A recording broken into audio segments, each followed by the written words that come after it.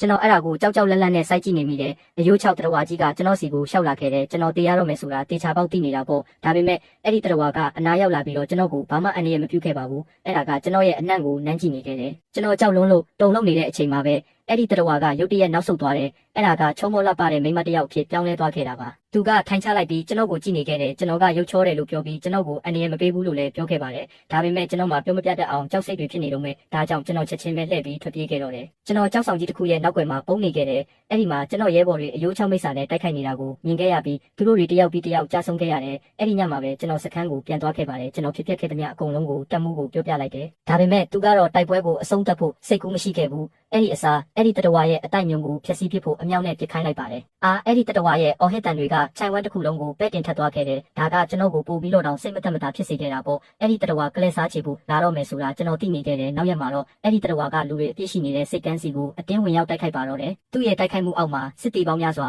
အသက်ဆုံးရှုံးခဲ့ရတယ်နောက်ထပ်တိုက်ပွဲမှာတော့ကျွန်တော်ရဲ့တက်မှုဟာအဲ့ဒီတတဝါရဲ့အကြက်ကင်ခြင်းကိုခံနေရတာကိုမြင်လိုက်ရပါတယ်ကျွန်တော်ကူညီဖို့အပြေးလွှားသွားခဲ့ပေမဲ့နောက်ဆုံးမှာတော့သူ့ရဲ့အသက်မဲ့နေတဲ့အလောင်းကိုပဲတွေ့ခဲ့ရတဲ့အခြေအနေတွေကိုဌာနချုပ်ကိုချက်ချင်းအစီရင်ခံခဲ့ပေမဲ့ကျွန်တော်မသိခဲ့ပါဘူးကျွန်တော်ရဲ့အထက်လူကြီးကတကယ်တော့အဲ့ဒီတတဝါဖြစ်နေခဲ့တာပါသူ့ရဲ့လက်ချောင်းတွေကရုတ်တရက်ရှည်ထွက်လာခဲ့တယ်သူ့ရဲ့ပုံစံအမှန်ကအားလုံးပေါ်လာခဲ့ပါပြီအဲ့ဒါကကျွန်တော်ကိုကျမ်းပြင်ပေါ်မှာဖိထားလိုက်တယ်ပြီးတော့အဲ့ဒါကအစီဝေးခန်းထဲကနေဝုန်းကနေပြေးထွက်သွားတယ်